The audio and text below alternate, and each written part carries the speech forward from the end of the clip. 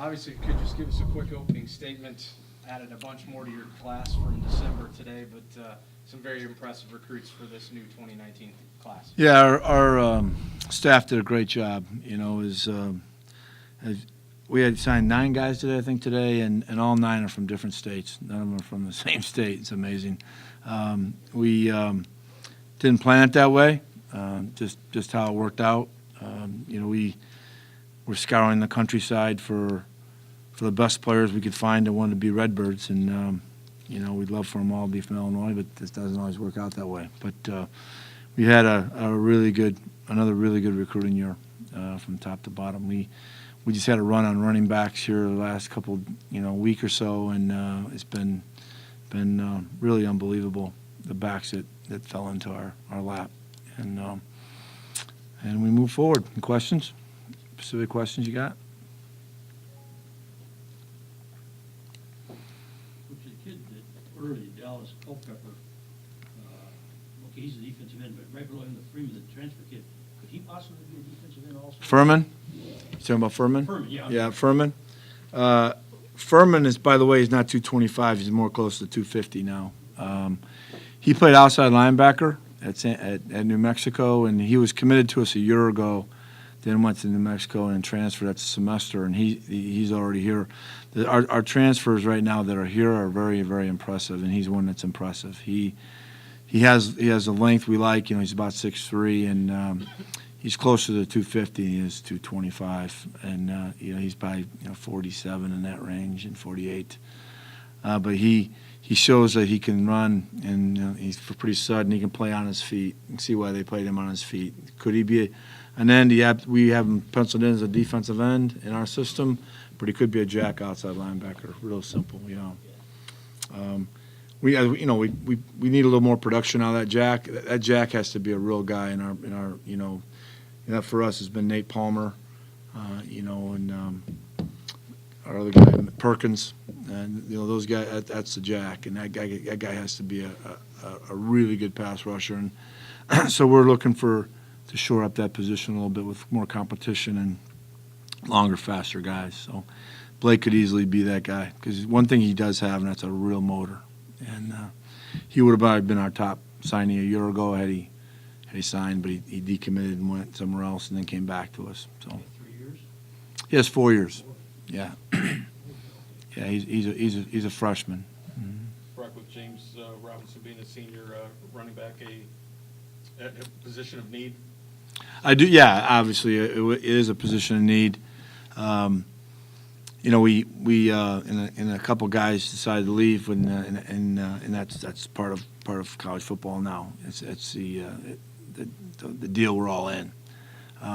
So we went out and got some backs. When you're recruiting, and I've been doing this a while. One thing I learned from Joe Tiller was how to put a team together through recruiting athletes. And we were at Purdue. We were known as the basketball on grass. So we got all these long receivers that thought they were wideouts and couldn't catch a cold, and ended up being really good linebackers or really good safeties. And so that's kind of what I've learned over the years is where the best players play in high school. Well, the best players playing in high school play tailback. And it used to be tailback. Now it's the quarterback position, with the gun run stuff. The guy is going to guarantee that he's going to carry the ball. So there's a lot of really good athletes playing quarterback that maybe not be not quarterbacks, but there's still high school coaches out there that run a tailback-driven system. So the backs have a tendency to be really good athletes, and we obviously have every intention of playing these guys that are tailback. But I'm not naive to say, and I've sat in their homes and told them if we decide to play you in another spot, where would it be? And a lot of them are safety, corner, and so that's always in the back of my mind, as you know, is there'd be a good corner, that'd be a great linebacker, that guy's a great safety, that'd be a nice defensive end, and Coach McClain gets really upset with me. He says, I know you're going to take half the tight ends and move them to defense. And I said, not this year, I'm not. But that's really the thought process with all the skill players you see. Is the best ones, the best ball carriers, and we got to get them all on the field. If we can find a way to get them all on the field, and it's play other positions, that's what we'll do. But right now, they plan on playing them. If there's an athlete next to their name, we haven't quite made a decision yet. But make sense? Brown from South Carolina, how did the connection get there with him, and what type of talents does he have? I can tell you exactly how that happened. We had a friend of one of our coaches, Coach Bethard, the offensive line coach at Appalachian State, and Coach Bethard worked together at Eastern Kentucky, and I would have worked with that guy at Purdue had I stayed. So I met Coach Clark when he was coming into Purdue with Danny Hope, and I was leaving to come here. So I got to meet him, really good guy, and he called, hey, we're going to get a Clemson. Clemson's go off a guy, and we're going to take a guy from there. And this guy falls right in our lap, and this kid's going to be on the market. And that's how it did. We called the coach. Coach had a connection to Travis Niekamp, someone he knew the coach. I mean, it was a long, drawn-out story, and the guy just fell in our lap. And it was through Bethard and Coach Bethard and this coach from Appalachian State, and they knew each other, and he was giving us a heads up because he recruited him, and he was sick about, it happens, it's about getting the best players, and it is what it is, and but it worked out to our benefit a couple times in this sheet. There's a couple guys like that. It seemed like there was like a late push leading into February, where all of a sudden these were guys that weren't getting offers from ISU until just a couple of weeks ago, and then all of a sudden they're committing. Was that? Well, the last commitment actually we offered as a junior. Keenan found him as a junior. as a sophomore. A couple of years ago, we offered him as a sophomore, and we felt that Keenan went in there last spring, and felt that Jabari wasn't going to be he was blown up. He had Mississippi State, he had Kansas State, I think, was one of them. So he had some really good offers, and Louisiana Lafayette was a good program in the Sun Belt. So we felt that maybe that the coach said, hey, I'd love to help you, but it doesn't look like that's going to work. So we moved on, and all of a sudden, amazingly, last week, right, Keenan, we get a call from the coach. It's unbelievable. The coach is stunned. Everything's gone away, and because he didn't commit, and everything went away. So that means that everybody filled up. And that's what happens. You guys wait, and everybody fills up. Particularly the first round. You're going to get, if you're patient, you're going to find some really good players. But it's nerve-wracking because you're holding scholarships. You're holding quite a few of them, and we were able to fill. He was another example of that. And then Mueller was a Kansas commit for months, and all of a sudden the coach gets let go, a new coach comes in, they go a different direction, all of a sudden he's available. And we get a new coach on our staff who knew him. Gali was the recruiting coordinator at Southeast Missouri, was there with a clock on this guy, and saw him live, and said, Coach, he's 4'4" on my watch, and he can run. And he's got great size, a really good wrestler, and Dad was a college wrestler, so all of a sudden Mueller falls right in our lap. And so we take him. We're going to take him. Not going to pass on a great player. We're going to take him. So we'll figure all that out when we get here, who plays where. So that's how that all worked. Like your kicker coach, is he also a real kicker and punter? He's a punter. We'll be in the market, still. We feel very comfortable that our guys that are current kickers right now will be much better than they were a year ago because two of them are freshmen. But we were picking the kind of guy we're going to put money in.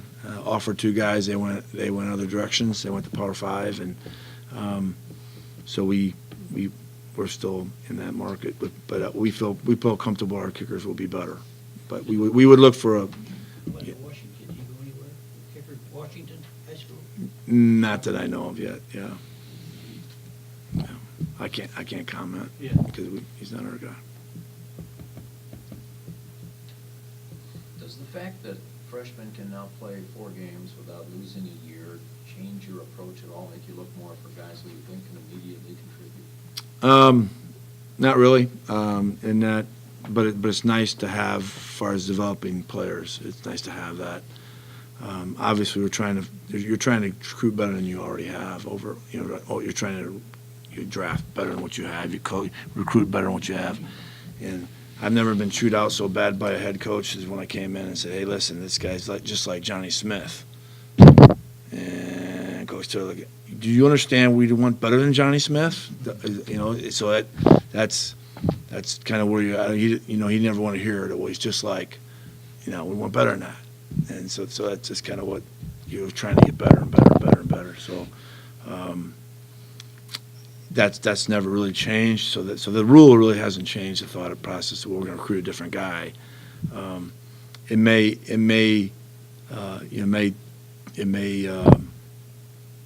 like Piney. It's a very interesting guy, because he's had East Carolina, and he tears his ACL, and the East Carolina coach gets fired. And I know his head coach at Fresno City College really well. I mean, we go 30 years back. And I get a phone call from him and say, "Oh, Brock, I got this guy. You would never get him. Sorry, you'd never get him. But he hurt his knee, and now East Carolina's fired, and this guy's got nothing." And then Sam Houston and us get in a battle over him, and we get him.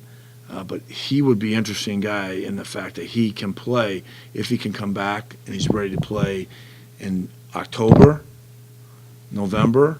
You could play him.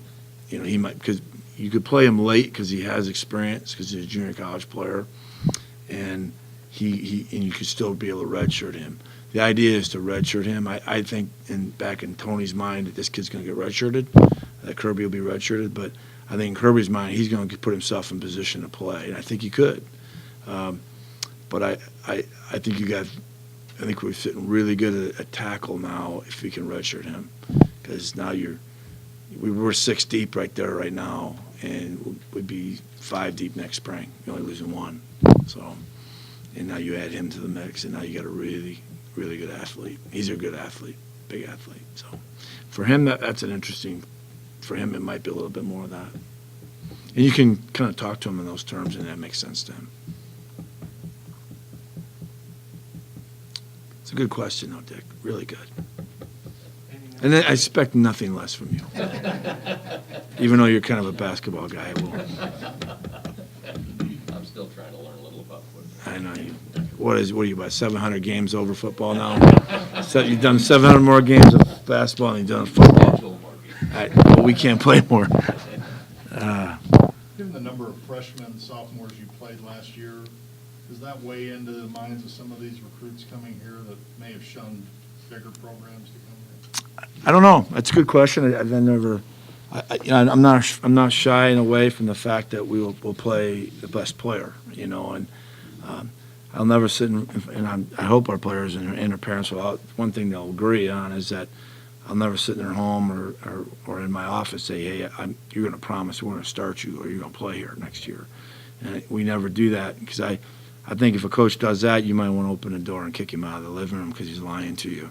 And because I know you don't want me to say that about your son next year, and yeah, I don't want that. So, but I said, there are guys in here that we're not afraid to play young players, but I would rather not. But the new rule is really nice. It really is it's a great rule for football. It's a great rule for the coaches, and it's a really good rule for the players. It's the best thing you can have instead of having a fifth year of eligibility. And I know there's been a push for that, but I think that's a nice compromise and gives a kid a chance to play some and get experience, and then you can redshirt them. So that's interesting. But yeah, we're not afraid to play young players here. Not, but it's unlikely, probably in most cases, but not every case. Especially at skill positions, because a skilled guy can come in if we got speed in this class now. There's some guys who can really, really run.